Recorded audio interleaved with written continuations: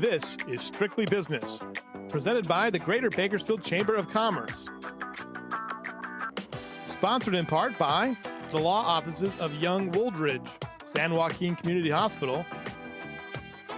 And now, here's your host, Cindy Pollard, President and CEO of the Greater Bakersfield Chamber of Commerce. Welcome back. We are continuing our discussion on grant writing with Colleen McGauley of CASA and Steve Sanders with the Kern County Superintendent of Schools. So we talked about getting your house in order, getting all of your data together, doing your research. So now let's talk about getting into the grant writing process itself. Where to begin? Well, if I could jump in, I love to knit. And the one thing the knitting people always tell you is read the directions all the way through before you start. And I would You should do that for anything, really. You really should. And I would say when you sit down, when we have a grant in front of us, I get my folks together, my financial folks and my program folks, and we all read it. Okay. And we identify who could get that information easily. What are we going to need to do to get to that information? Okay. Read and follow directions. I would say that's what's kept me in the running for a lot of grants. And when I fill out an application of a grant, it's like, are we answering the questions that they are proposing? Sometimes you just say, well, this question over here answers that question really that they put up there.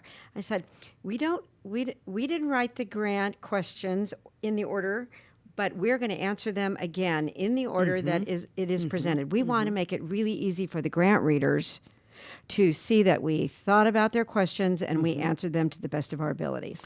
You know, you raise a good point. I sat on a grant evaluation committee for the last couple of years, and it was always so painful for me to disqualify a really good organization with a great project because they didn't follow the directions. And, we as a committee said,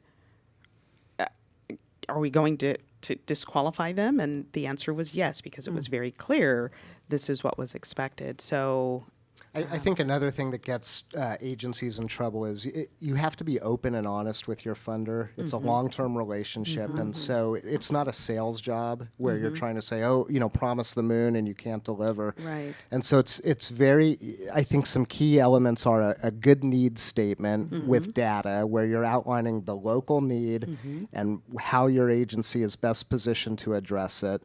The abstract is important, and that's usually your one-page cover that is kind of in 1 or 2 pages explains what the need is and what your agency is going to do to address it and why you're the most qualified to do that. Okay. And then I think just being succinct and to the point, not going on and on. Right. And then just one other note with the budget, being realistic. Okay. Telling a funder, don't ask a funder for $100,000 when you only need 50. That's a common mistake because agencies think, well, I'll just double my ask and then I'll get what I really want. Well, you're right off the bat, you're being you're just being dishonest with the funder, and it's more about saying, here's our true need, here's what we plan to do about it, and here's where we think what we can accomplish given the resources you have. Okay. And I think that approach is a long-term approach where funders, you develop that trust. Okay. Right. Do you generally know how much the funder has available for a particular grant as you go into it? Sometimes yes, sometimes no. Okay. Sometimes they'll say we have $100,000 and we will give up to $20,000 to any one funder. And that kind of will give me some guidelines. But sometimes, especially in areas where we don't have, let's say, a lot of capital needs on an ongoing basis, you take someone like the homeless shelter, that has refrigeration needs and heating and cooling and bed needs. My program is not like that. So those, but when I have a concrete need, like tables and chairs, because we're sitting on those that are 25 years old, then I can say, wow, now I have a big need, and here's my need that way. But typically, I don't have a lot of capital improvement needs. Okay. So I go get a couple of estimates. This is what it is. Nothing's inflated. I don't add on because I'm going to make a few phone calls and move a few staff hours around. I want to be known as someone who writes a grant for a compelling need in short sentences. Okay. Sometimes there's this funny dialogue that happens between agencies and funders where the agency will ask, well, how much money do you have available? And the funder will say, well, how much money do you need? Because they don't want to. But part of your research in looking at a funder is look at their annual report. Look and see what their average grant is. Are they funding other groups in Kern County? And if so, what does the average amount seem to be? Right. So that if you see a funder giving $10,000 grants, that's probably not the agency or the funder to ask for, $500,000. Right. And so you can do some research that way, kind of behind the scenes. Right. Okay. So is it necessary to have a grant writer, or is it something that can be cultivated by somebody already on staff? Well, there are really good grant writing training sessions. I think the Grantsmanship Center down in Los Angeles, I took their training in rural Alaska in 1981. And what I learned there, I still use today. Okay. It's an expensive, like $1,000, $1,500 to send someone down, but it's a week of training. And if you are going to be doing grant writing, I think it's a great way to insert someone into training. And on Friday, they've written a proposal, and they come out of their grant writer. They really do. It depends on how new or how established and what your funding availability is. I think I've gone in and had the benefit of some of the grad students in Steve's class, and they've written grants for CASA, and we've gotten them funded. So that's great. Yeah, I was going to add, I think that, obviously those skills you pick up as a grant writer, the more you do it, the better you get. Right. But most agencies can't afford a grant writer. Right. That's the reality. And so finding somebody that writes well, that knows the agency, that's experienced with data, and probably the hardest thing about grants is writing succinctly, because the human nature is to go on and on. And the more is The old better. college essay. And actually, I think of it like websites. Less is better. It's better. Yes. And as Colleen mentioned, the class last year I taught at Cal State, they partner with a nonprofit of their choice, and I think we had 3 or 4 grants funded by people fantastic. that had never written a grant. So that's you don't awesome. have to be an expert to do it. right. Okay, well, we've got about 3 minutes left in this segment. So talk to me about some of the common mistakes that grant writers make that get them tossed out. Well, I think not answering the questions in the order to which they're presented. Okay. Don't second guess the application process. You can, if you have a question, or sometimes you can have a problem with inserting your answer into their forms. As people get more and more technologically advanced, it's okay to ask a question. Or if you're struggling because maybe your computer is not as up to speed as theirs, it's fine.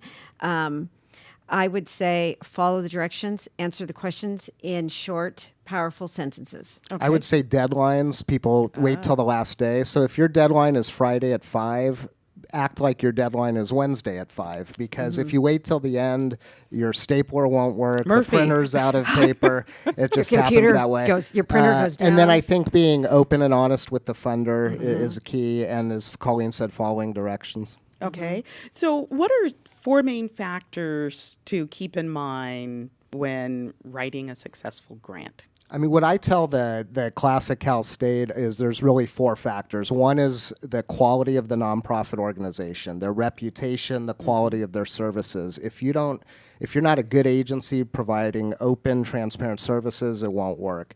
Number 2, the innovative nature or critical need of the service you're providing. It can't be the same as what everybody else is doing, and it has to be proven, and you have to have results. The appropriateness of the funding source. Do they fund in this area? Do they fund the type of organization we are? And then the skill of the grant writer in really making a compelling case. To me, those are kind of the 4 factors for success. Okay. I would say everything that Steve has said is perfect. I would think that the one thing I would say is even if someone doesn't have a funding stream, don't forget to try to turn a no into a yes. Okay. If someone says no, you didn't get funded, put your heart off, take it off your sleeve and say, could you give me some positive feedback or negative feedback about my grant? Because I'm new to this and I'd like to improve. Or great. I'm old at this and I'd still like to improve. Okay. The other thing is sometimes funders have other funding streams. So we've gone, to San Joaquin Community Hospital at times, and I know they like to fund our events, but it's like, I have this health program. Can I write a grant to you about this? I didn't even know I could write a grant to them, and they funded it. Fantastic. So it's about relationships, and it's about maybe turning a no into a yes, and to receive that concrete feedback. Great. Thank you both so much for being here today. Great information, great tips, and I hope you out there got some great information that you can use to turn your grants into winning grants. I'm Cindy Pollard with the Greater Bakersfield Chamber of Commerce. We're going to take a quick break for a word from our sponsors, and when we come back, we'll be at the closing bell. Stay with us.